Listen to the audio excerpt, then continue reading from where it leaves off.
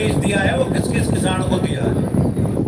जब सूची आ जाएगी, अगला काम आपका ये होगा कि उस गांव में आपका कार्यकर्ता है या बराबर के गांव का कार्यकर्ता है, उसको उसके खेत में भेजना और वहां ये देखना कि उसके पास ढेंचा है या नहीं है। अब उसमें डाटा आ गया आपके पास कि मैं 30% न बोया, 50 न नहीं बोया, तो फिर एक वो सूची, ब्लॉक वाइज सूची लेके आप जिला कृषि अधिकारी के सामने बैठ के कार्रवाई की मांग करो, सत्यापन कराओ। आपका काम सूची बनाने तक का है, फिर काम हमारा है लखनऊ भेज दियो सूची, जो देख, लेकिन सत्यापन तो यही करेंगे ना भाई। लिस्ट लेके प्लॉट पे देखो और आपको लगे कि 30 लोगों के नाम फर्जी है, तो कार्रवाई होगी, चाहे लखनऊ कृषि भवन को बंद करना पड़े। और बताओ, एक बात आपको और बताना चाहता हूं, हमारे प्रदेश अध्यक्ष जी कुछ अलग सोच के व्यक्ति है।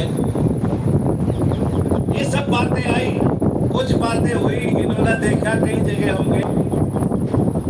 आज जो आप ये पेस्टिसाइड डालते हो, किस पेस्टिसाइड को कैसे डालना है ये आपको पता नहीं है, और किसानों का जो जीवन काल है वो 5 से 10 साल छोटा हो जाएगा।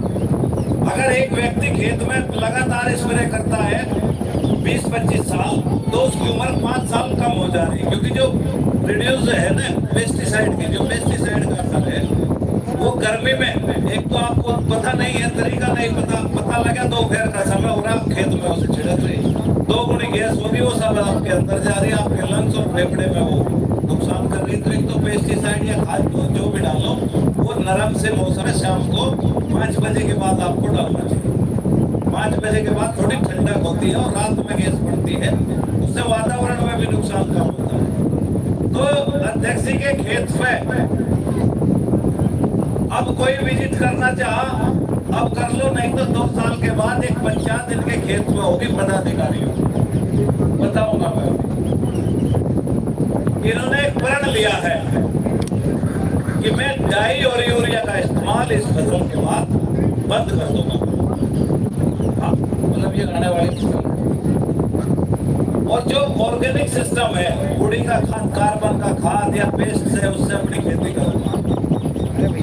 तो अभी उसमें थोड़ा सा समय लगेगा, जब ये शुरू करेंगे तो थोड़ा सा झटका भी लगेगा, इनमें जो कीड़े ज्यादा होते हैं। आप ये सब बातें कह रहे हैं, आप भी बैठे हैं, मैं आपको भी कहना चाहता हूँ कि दोष खाद का नहीं है कि उसमें नाइट्रोजन कम होगी, दोष आपकी जमीन का है कि आपने इतनी खाद और इतनी दवा डाल दी कि जो उसमें माइक्रो बैक्टीरिया थे, जो 5-6 लाख मजदूर आपके खेत में फ्री में काम करते थे, वो सारे मजदूर आपने अपने खेत के मार दिए। और जब वे मजदूर मर के काम करने वाले, जिसकी इम्यूनिटी खराब होगी, उसे हर बीमारी घेर लेगी। कोविड में कौन मरा? जिसकी इम्यूनिटी खराब थी। तो जिन की जमीन का काम निपट लिया। वैसे पश्चिम उत्तर प्रदेश का तो मैं बता सकूं, ऑर्गेनिक कार्बन कम से कम 8 होना चाहिए, और वो आज घट के 0.2, 3 और 1 तक भी पहुंच गया कुछ जनपदों में। तो खेती तो समाप्ति की ओर है अगर आप ऐसे लगे रहे। ये तो मैं एक बात बता रहा, मैं तो इसको आपदा में अवसर मान रहा भारत के लिए कि अगर यूरिया की सप्लाई या डीएपी की चेन टूटी है, कुछ प्रोडक्शन एक फसल में तो घटेगा, लेकिन तुम इतने पुराने मास्टर हो, बाप दादा के नुस्खे जानते हो, कब यूरिया डीएपी में भी नहीं घटन देने के, क्योंकि बहुत सारे और स्रोत हैं, लेकिन आपने भी बंद कर दिए। सबसे सस्ता यूरिया है 270 रुपए का कट्टा, 5000 रुपए की चीज 270 में मिल रही, आपने सोचा 10 कट्टे उससे अपने खेत खराब कर लिए।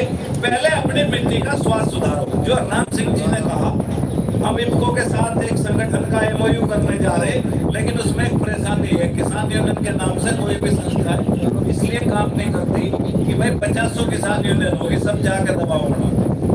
हमारा नाम हो या ना हो, लेकिन हम उसके साथ में काम करेंगे। हमने एक प्रण लिया है कि इस धरती माता को बचाना है। सरकार तो कह रही खेत बचाओ, कल अध्यक्ष जी और सब लोग अगर सलाह होगी तो संगठन का एक अभियान चलेगा, खेत नहीं खेती बचाओ। और खेती बचाओ अभियान में सबसे हम पहले चलाएंगे मिट्टी के टेस्टिंग का अभियान, क्योंकि जो विभाग का काम होता है वो फर्जी डाटा का होता है।